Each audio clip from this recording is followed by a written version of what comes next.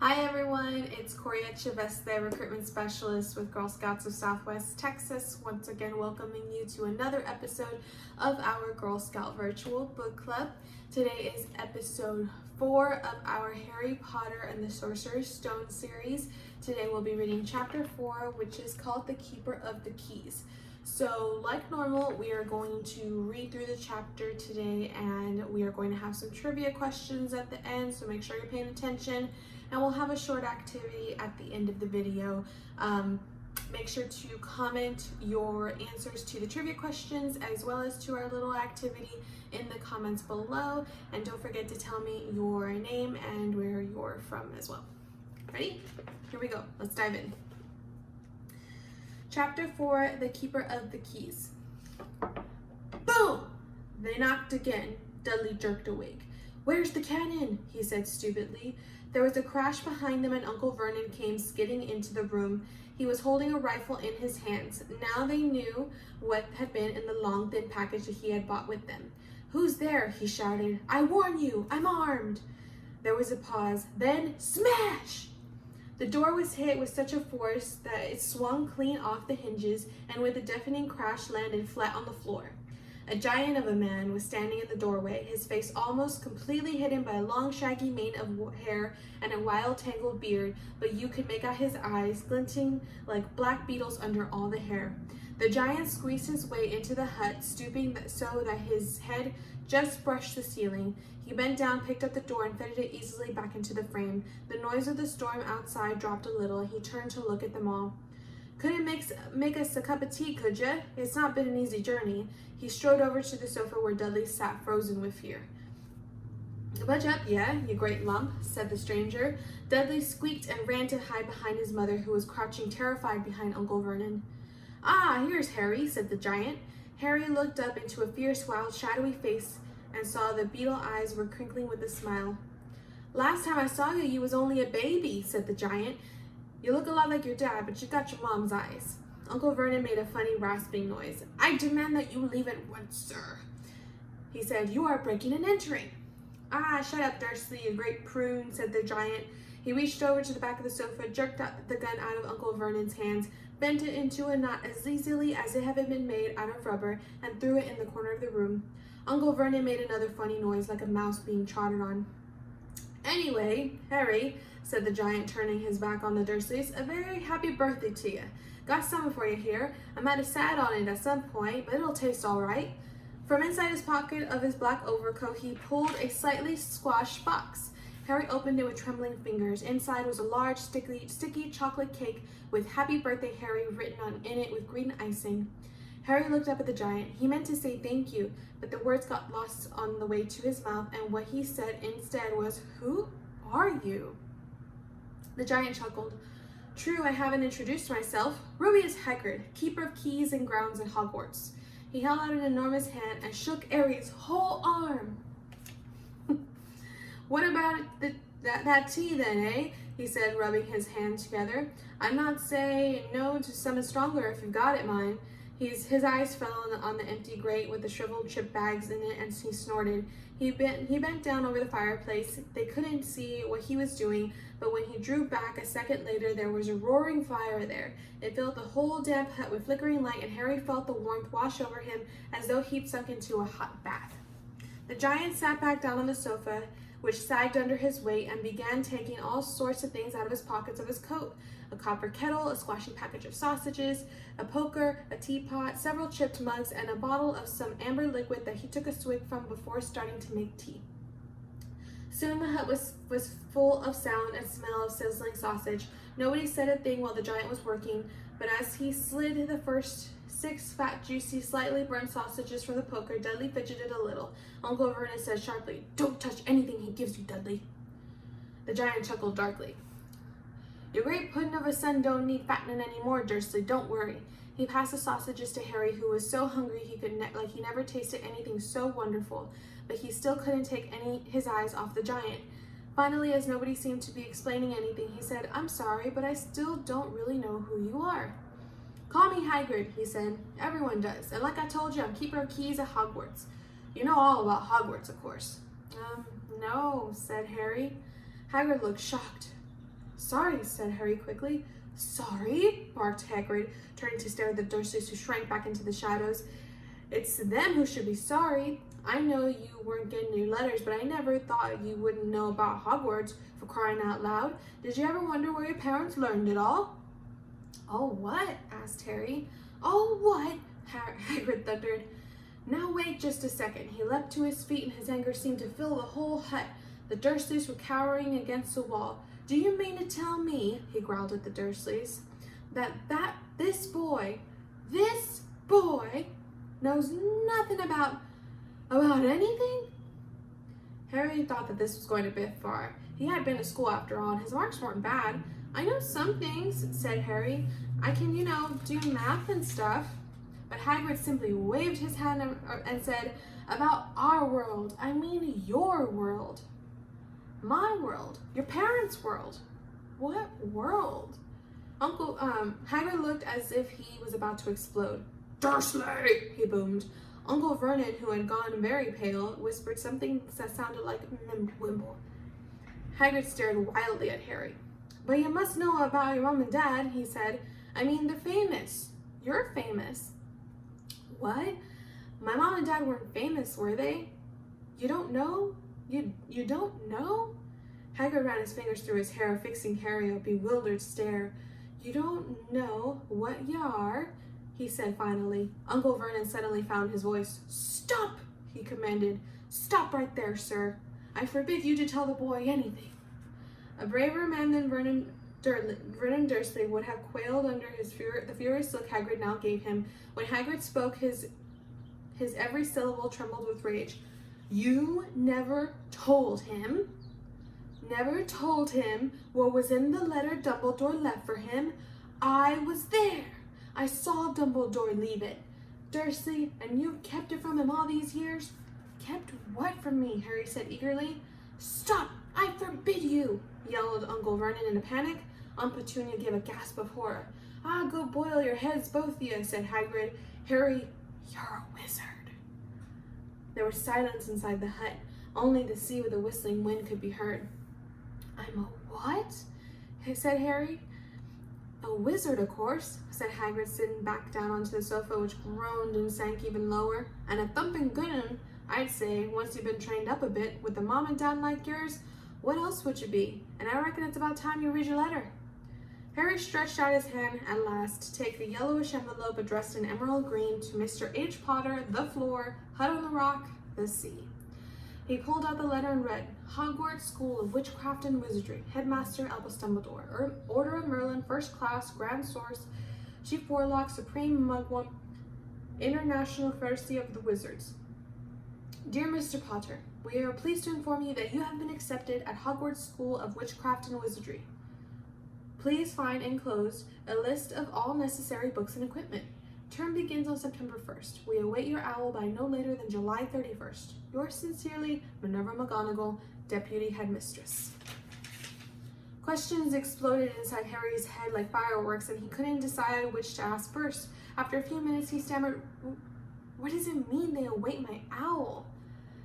Gollop and Gorgons, that reminds me, said Hagrid, clapping his hand to his forehead with enough force to knock over a cart horse, and from yet another pocket inside his overcoat he pulled an owl, a real live, rather ruffled-looking owl, a long quill, and a roll of parchment, and with his tongue between his teeth he scribbled a note that Harry could read upside down. Dear Professor Dumbledore, given Harry his letter. Taking him to buy his things tomorrow. Weather's horrible. Hope you're well. Hagrid.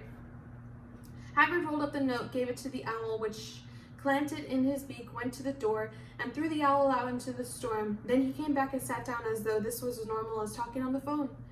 Harry realized his mouth was open and closed it quickly. Where was I? Said Hagrid, but at that moment Uncle Vernon, still ashen-faced but looking very angry, moved into the firelight. He's not going, he said. Hagrid grunted. I'd like to see a great muggle like you stop him, he said. A what? Harry said, interested. A muggle, said Hagrid. It's what we call non-magic folk like them. And it's your bad luck you grew up with a family of the biggest muggles I ever laid eyes on. We swore when we took him in that we'd put a stop to this rubbish, said Uncle Vernon. Swore we'd stamp it out of him. Wizard indeed. You knew? Said Harry. You knew I'm a A wizard? Knew, shrieked Aunt Petunia suddenly. Knew. Of course we knew. How could you not be, my dratted sister being what she was? Oh, she got a letter just like that and disappeared off to that school. And came home every vacation, pockets full of frog spawn turning teacups into rats. I was the only one who saw her for what she was, a freak. But for my mother and father, oh no, it was Lily this and Lily that, and they were proud of having a witch in the family. She stopped to draw a deep breath, then went on ranting, and seemed that she had been wanting to say all of this for years. Then she met that Potter at school, and they left and got married and had you, and of course I knew you'd be just the same, just as strange, just as abnormal. And then, if you please, she went and got herself blown up, and we got landed with you. Harry had gone very white. As soon as he found his voice, he said, blown up? You told me they died in a car crash. Car crash? Roared Hagrid, jumping up so angrily that the Dursleys scuttled back into the corner. How could a car crash kill Lily and James Potter? It's an outrage, a scandal. Harry Potter not knowing his own story when every kid in our world knows his name? But why? What happened? Harry asked urgently. The anger faded from Hagrid's face. He looked suddenly anxious. I never expected this, he said in a low, worried voice. I had no idea when Dumbledore told me there might be trouble getting hold of you, and how much you didn't know. Harry, I don't know if I'm the right person to tell you, but someone's gotta. You can't get off to Hogwarts not knowing. He threw a dirty look at the Dursleys. Well, it's best you know as much as I can tell you. Mind, I can't tell you everything. It's a great mystery, parts of it. He sat down, stared into the fire for a few seconds, and then said, it begins, I suppose, with a person called... But it's incredible you don't know his name. Everyone in our world knows. Who? Well, I don't like saying his name if I can help it. No one does. Why not? Gulp and gargoyles, Harry. People are still scared. Blimey, this is difficult. See, there was a wizard who went bad. As bad as you could go. Worse. Worse than worse. His name was... Hagrid gulped, but no words came out. Could you write it down? Harry suggested. Nah, I can't spell it. All right. Voldemort. Hagrid shuddered. Don't make me say it again. Anyways, this wizard, about 20 years ago, started looking for followers. Got him too. Some were afraid, some just wanted a bit of his power, because he was getting himself power, all right. Dark days, Harry. Didn't know who to trust. Didn't dare get friendly with strange wizards or witches. Terrible things happened. He was taking over. Of course, some stood up to him, and he killed them horribly. Once, one of the only safe places left was Hogwarts. Reckon Dumbledore's the only one you know who was afraid of. Didn't dare try taking the school.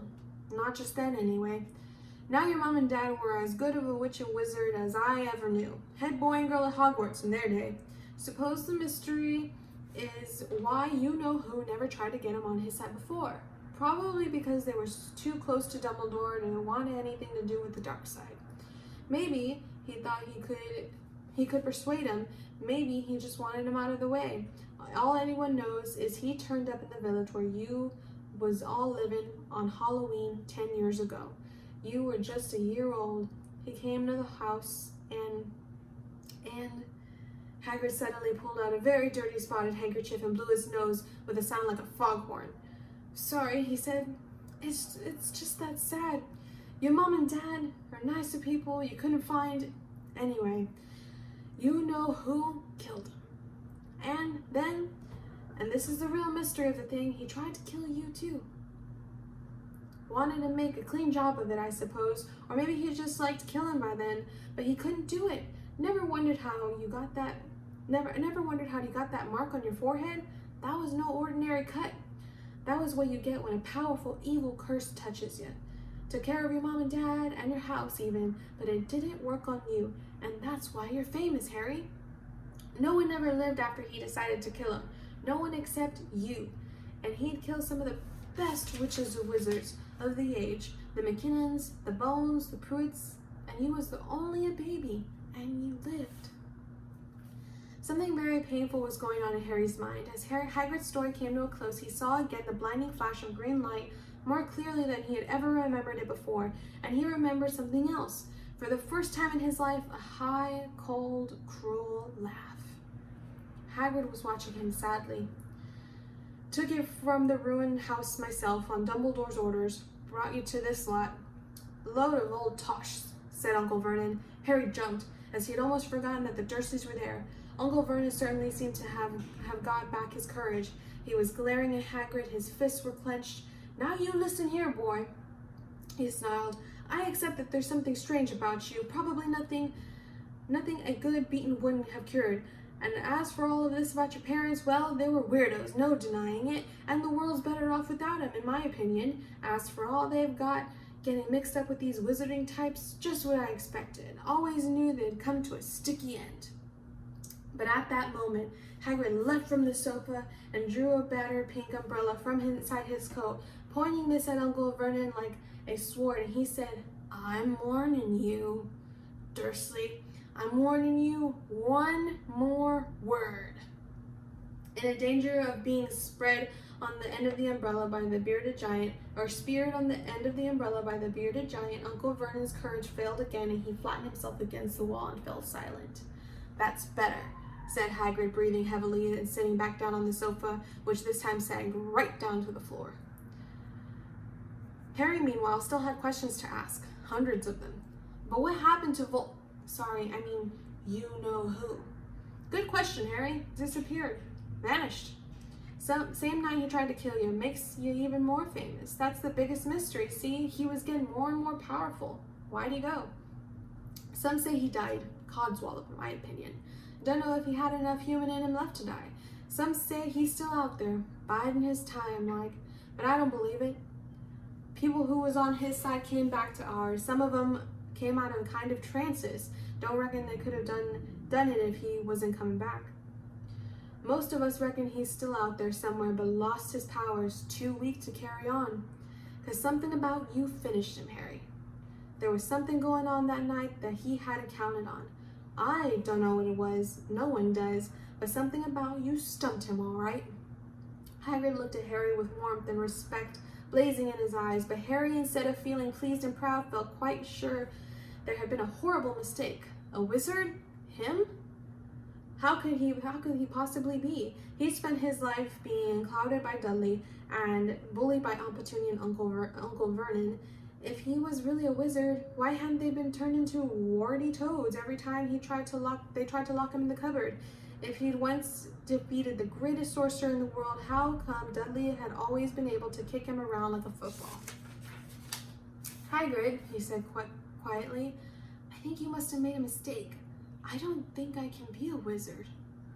Not a wizard, eh? Never made things happen when you was scared or angry? Harry looked into the fire. Now he came to think about it. Every odd thing that ever made his aunt and uncle furious with him had happened when Harry, had been upset or angry.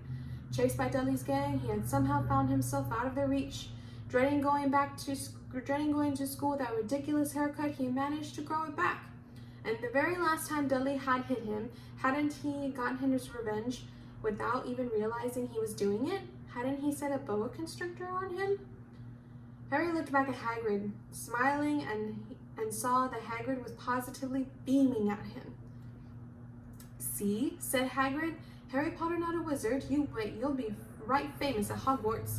But Uncle Vernon wasn't going to give up without a fight. Haven't I told you he's not going? He hissed.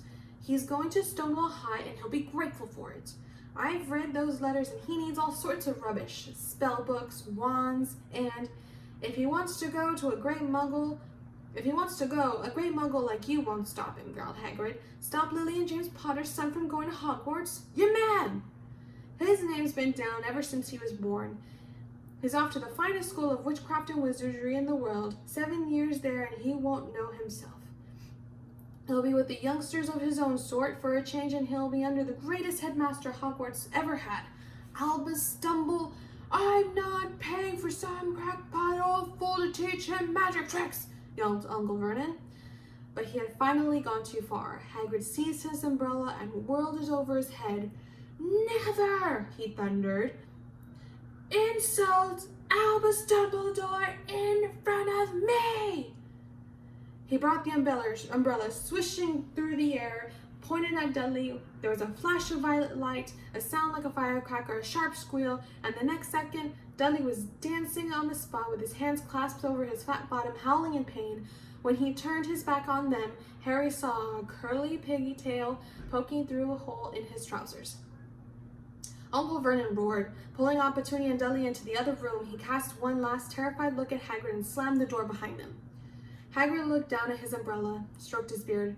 "Shouldn't have lost my temper," he said ruefully, "but it didn't work anyway. Meant to turn him into a pig. But I suppose he was too much like a pig anyway, and that there wasn't much left to do."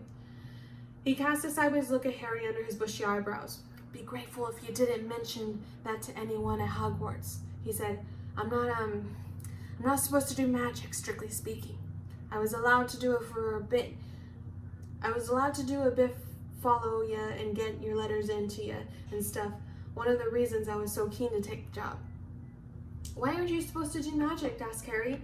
"Well, I was at Hogwarts myself, but I got expelled, to tell you the truth. In my third year, they snapped me my wand in half and everything, but Dumbledore let me stay on as gamekeeper. Great man, Dumbledore." "Why were you expelled?" "It's getting late, and we've got lots to do tomorrow," said Hagrid loudly. Gotta get up to town, get all your books and all that." He took off his thick black coat and threw it at Harry. "You can keep under that, and don't mind if it wriggles a bit. I think I still got a couple of dormice in one of the pockets." And that's chapter 4. All right, so now we are ready for our trivia questions. So the first one, number 1. What day did Voldemort go to Harry's parents' house? Again, number 1, what day did Voldemort, or you know who, go to Harry's parents' house? Okay. Number 2, what kind of cake did Hagrid give Harry for his birthday? Question number 2, what kind of cake did Hagrid give Harry for his birthday? Question number 3, who picked up Harry after the attack at his parents' home? Again, number 3, who picked up Harry after the attack at his parents' home to bring him to Dumbledore? Okay, so those are 3 trivia questions. Make sure to put your answers in the comments below with your name and where you're from. And now we are going into a short little activity. During this chapter, it's mentioned that Harry's letter includes a list of materials that he's going to bring with him to Hogwarts. They mention a wand, books, things like that. If you received a letter saying that you would be attending Hogwarts for the next school year, what would you bring with you? I want you to create a packing list for your first year at Hogwarts. So would you bring pictures of your family? Would you bring a favorite book? What would you bring? And tell me in the comments below. So you're doing your 3 trivia questions, and then you're going to make a packing list for your first year at Hogwarts. So remember, if you have any books that you would like to add to our Girl Scout book club reading list, feel free to mention them in the comments below with your name and where you're from.